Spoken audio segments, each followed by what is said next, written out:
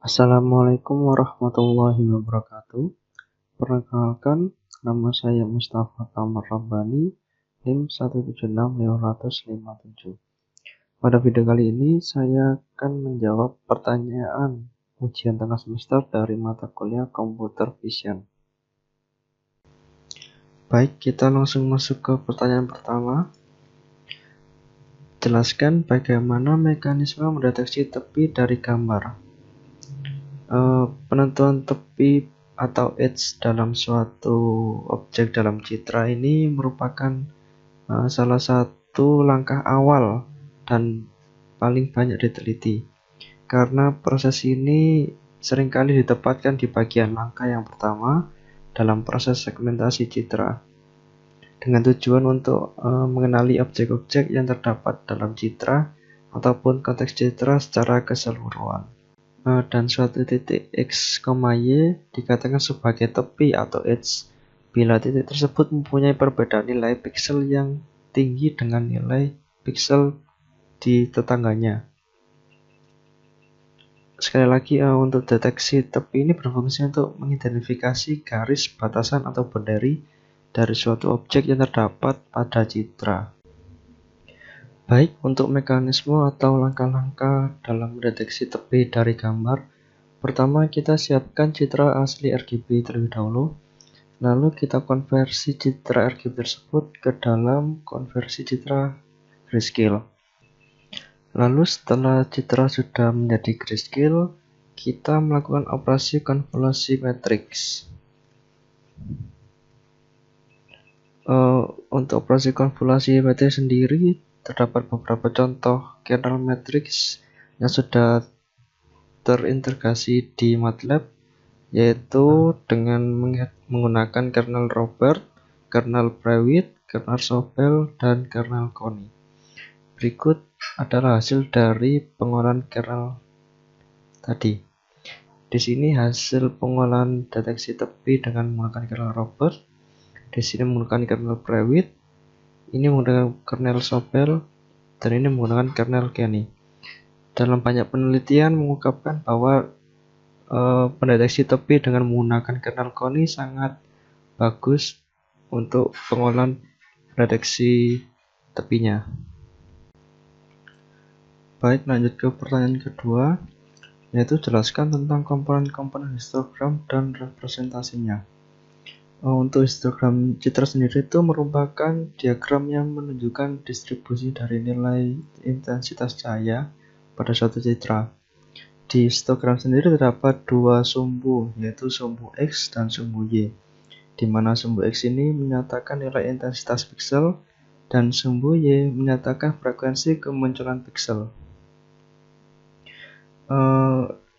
Tujuan dari histogram sendiri itu untuk mempresentasikan dari citra sendiri, dari nilai piksel citra sendiri untuk memudahkan manusia atau komputer. Baik, berikut ini adalah gambar dari citra RGB dan di sini adalah histogram dari citra RGB tersebut. Untuk representasinya, di sini terdapat citra gelap, citra terang, citra dengan kontras rendah dan kontras tinggi. Di mana di sini ada citra gelap, merupakan citra yang memiliki banyak piksel dengan nilai intensitas mendekati 0.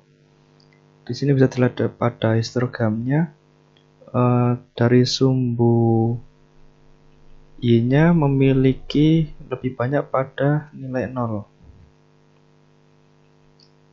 atau daerah sebelah kiri dari histogram.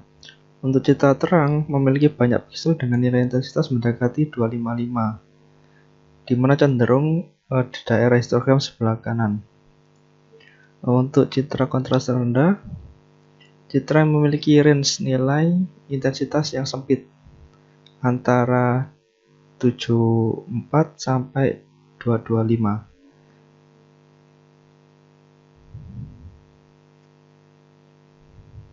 Atau tepat di tengah-tengah histogram.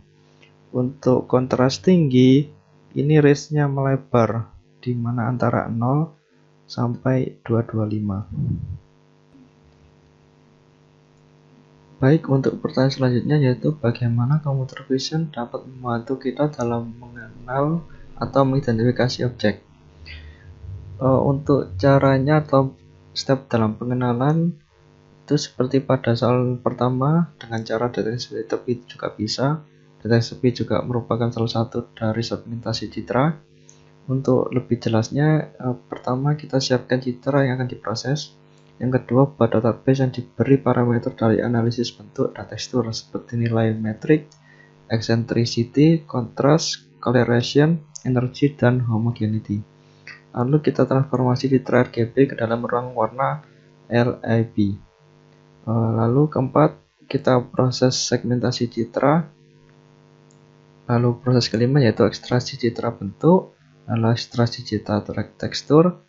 Lalu setelah diekstraksi dalam citra bentuk dan tekstur, nilai-nilai akan muncul.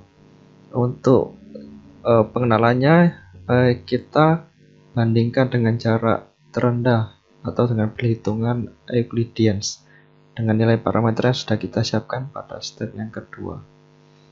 Nanti hasilnya akan merupakan dari pengenalan bentuk atau identifikasi objek.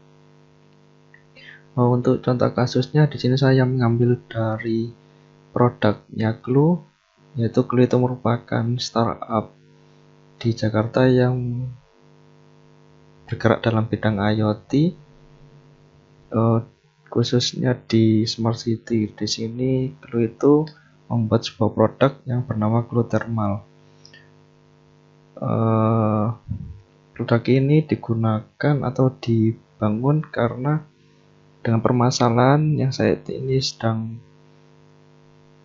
ada, yaitu COVID-19, di mana Clue ini menerapkan face recognition. Untuk Clue Thermal sendiri di sini adalah project untuk pendeteksi dari pemakaian masker dan pengukuran suhu dengan face recognition, di mana AI-nya akan merekam apakah orang tersebut memakai masker atau tidak dan mendeteksi dengan suhu di bawah 37 atau di atas 37. Project ini diintegrasikan dengan seperti smart door, di mana orang akan sebelum orang masuk akan melewati proses pemeriksaan terlebih dahulu. Sekian penjelasan dan jawaban dari video saya ini, kurang lebihnya mohon maaf. Wassalamualaikum warahmatullahi wabarakatuh.